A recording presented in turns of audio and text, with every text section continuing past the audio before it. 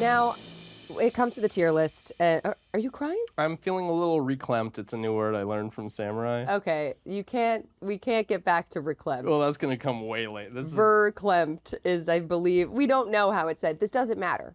We're here for the tier list. Yeah, I'm crying out of my forehead because I'm so sad. So sad and sweaty. Yeah.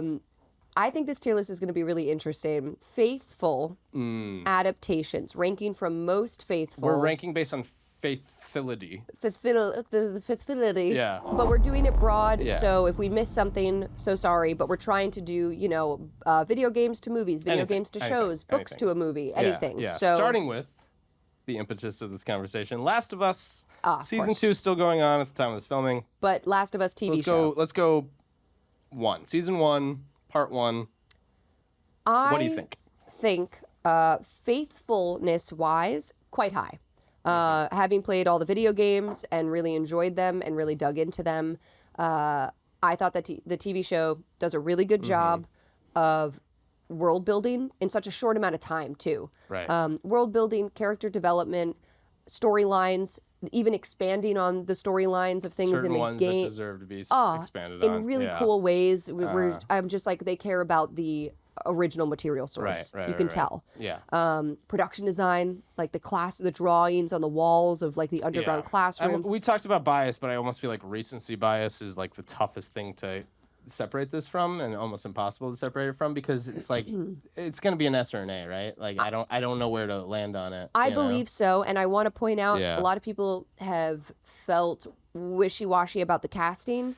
They didn't feel Pedro Pascal was big enough to play Joel. They didn't feel that Bella Ramsey fit Ellie's profile. They didn't feel that Caitlyn was good for Abby. I don't know what she internet wasn't built like Abby. But I don't know what internet you're in where people are complaining about Pedro Pascal. It's I'm sorry, and I'm really not trying to white knight here because I don't give a fuck. Everyone loves Pedro. To me, he's Papa. Bella Ramsey's getting a lot of shit, and it sucks. So is Caitlyn for season 2. Which but going back to season 1, it's like, if the biggest complaint about the faithfulness of your adaptation is that like the 14-year-old character isn't visually doesn't look visually exactly what you want. What the fuck are your priorities? Honestly, like my big thing about adaptations, for instance, take Last Airbender, M. Night Shyamalan. We'll talk about that later, maybe. Aang sure did look like Aang. Was that child a good actor? No. Oh, and people, and this is more, now I'm going critic mode, like people have had issues with Bella Ramsey's acting in this role. I feel like season 1 was good. Genuinely. Personally? Good. Not Emmy winning, but good. And I think Personally. season 2, there's been more controversy with that, and we'll see how that kind of develops. And I think that argument holds more weight, admittedly.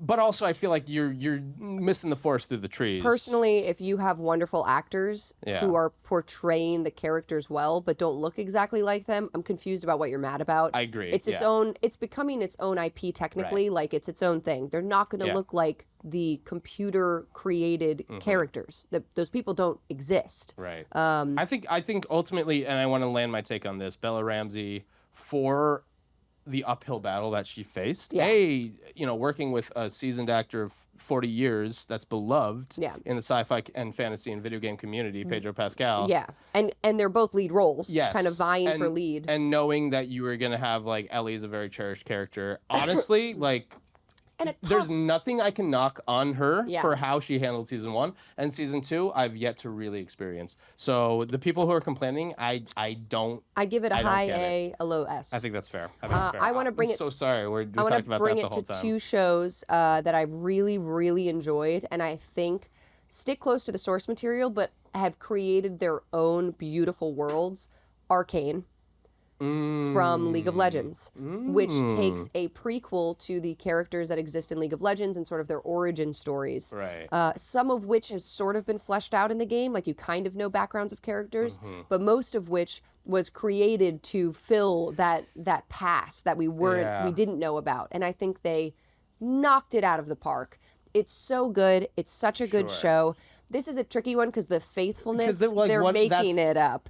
But that's my thing. Faithful to the future but characters. We're not ranking quality. Quality is a small factor. Faithful but like, to what the characters become. It's hard to write a past for a character that already exists and has such like a massive personality. When you play a game like League of Legends, where literally like you watch anyone play and this is the footage. Yeah, that's me when I play. More clicking even. Like, yeah. And then you have get like scared. you have Arcane as like one of the most brilliant fucking animated series things ever. Like incredible, winning all the awards. It's an S tier product, but as an adaptation, it's almost even lower because of how put it in A. Like from this to like epic like tales of sacrifice and like poverty and like family. It's like what the fuck? For an adaptation, I'm dropping it to a D. We can compromise at like a C. B. B it is. Art of the deal. Castlevania, the second show I wanted to talk about. Oh wow, okay. Really enjoy the show. Yeah. I think, again, hard to faithful meter it with the game, because the game is just a side scroller. You're just whipping chains. Compared to Arcane, yeah, I feel like more faithful. Yes, I agree. Yeah. Yes. Like the first series is surprisingly similar to the plot of Castlevania 3 Yes. from 1980 fucking 8. And the characters that come in, it's and like then Alucard in season 2, it's like kind not of Alucard, on but beat. Yeah, Riker in Riker, in yes, season of course. 2. Yeah, and yeah, what's yeah. her face? What's her Cypher. face? Yes, Cypher. but truly, it's like it is actually faithful to I think what it's they're pretty adapting. damn faithful and a really good show. I would put it in an A, maybe an S for faithfulness, but A because it's still doing its own thing. it's still doing its own thing. It's like where Last of Us, it's like, you have this incredible narrative video game, and the show kept the incredible narrative plot. And it's like, it's somewhat one-to-one. Whereas now we're taking 8-bit video game titles and creating these anime-esque, like, epics. It's You give one, because I great story. Okay, well, let me get Snarkus first. Okay. My favorite book series ever, The Dark Tower. Gonna put at a D if our tier list is lower, an F. It's the worst fucking adaptations ever. It's awful. It fucking sucks. Lord of the Rings, though, one of my second favorite like fantasy series, Peter Jackson's trilogy. Yes. To me is an F. Including The Hobbit? No, that is a C. That's how much that swing is. Yeah. But Lord of the Rings is an achievement in filmmaking. I'm a film guy. Like, they will never make another trilogy with practical effects and a budget like that ever again, which is a shame. Well, they might, but as it currently stands. So for me, I fucking love Lord of the Rings, and I fucking hate The Dark Tower. And The Hobbit is a weird kind of combination of the two, where it's like a cash grab, lazy fucking adaptation, but also, prequel to the greatest fucking adaptation, arguably of all time, with Peter Jackson at the helm. So it's tough to gauge. I want to throw you a curveball. Ooh. Feature film Detective Pikachu. Oh. Faithful? Question mark? Yeah. I think as far as faithfulness, it's like an A. It has a similar humor and vibe. Detective Pikachu doesn't take itself seriously. Yeah. And this movie definitely didn't. No, and honestly, this movie could have easily been memed, could have easily been lampooned. I think it was as good as it could have been. It's not for me. Like, I stopped at Silver and Gold Pokemon. Yeah.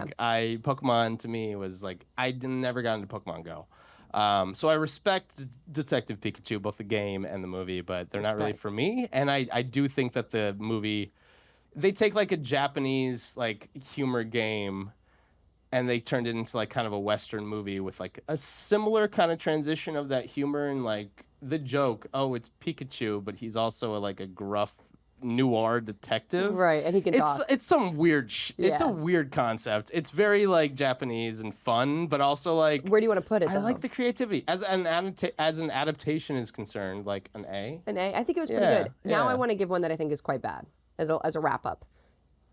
The 2016 film Assassin's Creed. Oh, boy. Did you see it? Michael Fassbender. I was gonna say, like, Fassbender's in it. I didn't see it. It. To me, I'm like, all I can think of is like Middle East, like exciting kind of caper, acrobatic. The fact that there's a Jake Gyllenhaal movie of Prince of Persia, which came out when I was in high school and held a weird place in my heart.